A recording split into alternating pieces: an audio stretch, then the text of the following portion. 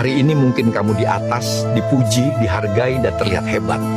Tapi jangan lupa, semua itu bisa berubah kapan saja. Kita ini hanya manusia, bukan pemilik dunia.